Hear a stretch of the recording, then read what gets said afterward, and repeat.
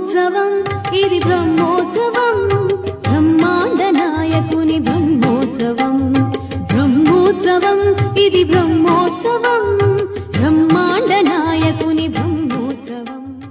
తిరుమల శ్రీవారి బ్రహ్మోత్సవాలలో 8వ రోజున ఉదయం రథోత్సవం.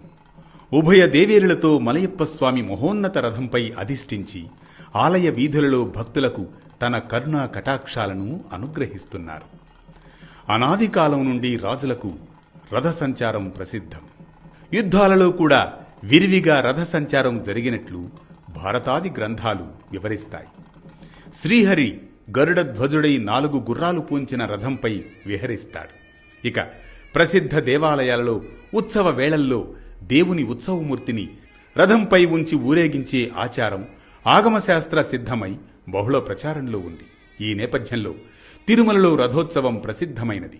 రథస్థం కేశవం దృష్ట్వా పునర్జన్మ నవిద్యతే అన్న ఆశ్రవాక్కులు రథోత్సవం మోక్షప్రదాయకమని వివరిస్తున్నాయి.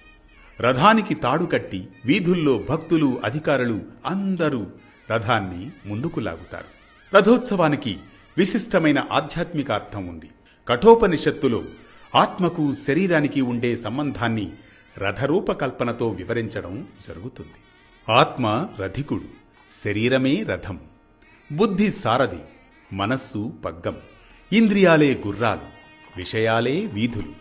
ఈ రీతిలో శరీరాన్ని రథంతో పోల్చడంతో స్థూల శరీరం వేరని, సూక్ష్మ శరీరం వేరని, ఆత్మ అందుకు భిన్నమనే ఆత్మానాత్మ వివేకం కలుగుతాయి.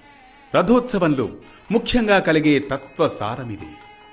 భక్తులు రథాన్ని లాగుతారు కాని అన్నమయ్య సకల జీవులలో అంతర్యామిగా ఉన్న పరమాత్మ తన రథాన్ని తానే లాగుతున్నాడని ఉచితంగా ఉన్నది.